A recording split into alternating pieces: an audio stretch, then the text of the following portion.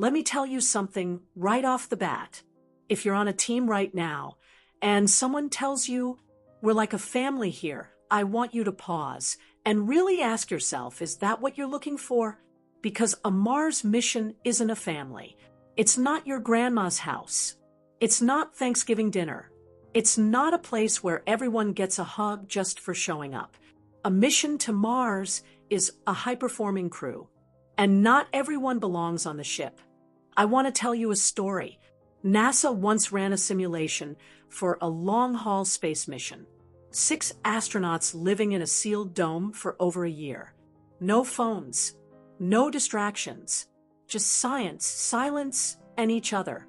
Sounds peaceful, right? Wrong. 3 months in, one crew member quit. Couldn't handle the tension.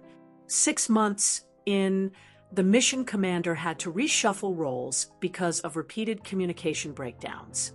By the end, only 3 of the original 6 said they'd be willing to do it again. Now think about that. Highly trained professionals, astronauts, scientists, psych-tested, and mission-ready.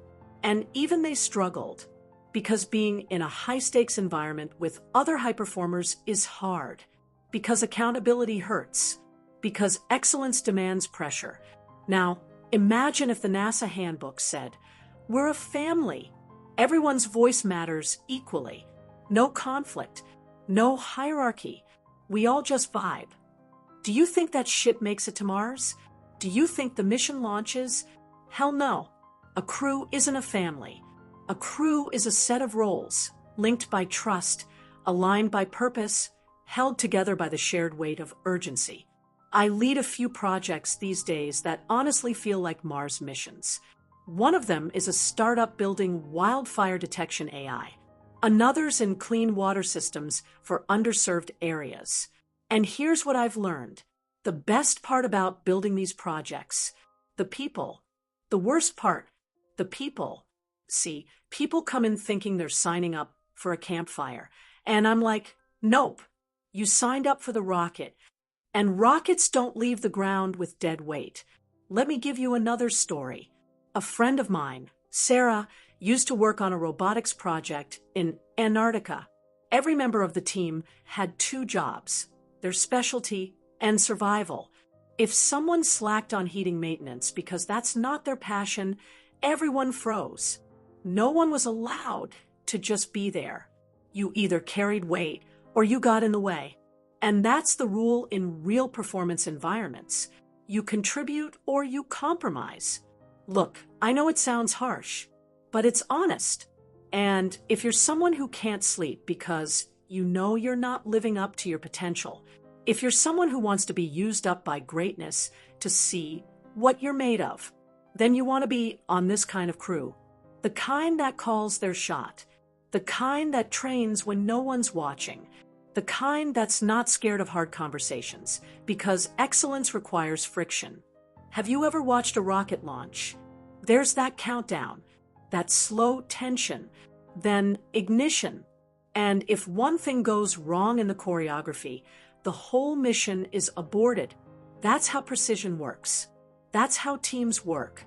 You need the person who checks the fuel, the one who monitors oxygen, the one who disagrees loudly when something's off. If everyone's always comfortable, no one's doing their job. By the way, did you know the Apollo 11 team had over 400,000 people working on that mission? You think they all got along? You think there were no arguments? You think Neil Armstrong sat around asking how everyone felt every hour? No, because trust doesn't mean comfort. It means alignment. It means we're moving in the same direction, even when we're arguing about the route. And here's something wild. A study out of the European Space Agency found that the highest performing crews had built-in tension, people with different priorities, science versus engineering, efficiency versus accuracy. Just like rowing a boat, one pulls left, the other pulls right. That's how you go straight. If everyone rows left, you spin in a circle. So friction isn't failure. Friction is function. That's what gets you to Mars. Now, if you're hearing this and thinking, Yeah, but I like safe. I like soft edges. I just want to do my job and chill. That's fine. But please don't sign up for the mission, because when you're floating millions of miles from Earth with only oxygen and each other, you don't want teammates who just showed up for the snacks. You want people who said, "Give me the heat. Give me the pressure. I want to earn this." So what's the point? The point is, if you want a life that stretches you, if you want to do things that matter, you don't look for comfort. You look for crew. You look for discipline. You look for feedback. You look for places where only the best survive, and where you're pushed to become one of them. Because everything changes. And in a world that's evolving faster than ever, the only question is, will you evolve with it? Or will you sit back, call your workplace a family, and wonder why the mission never launched? You ready to suit up? Or are you still looking for the campfire?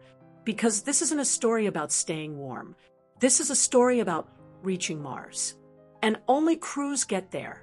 Give this video a like and make sure to subscribe to this channel for more videos.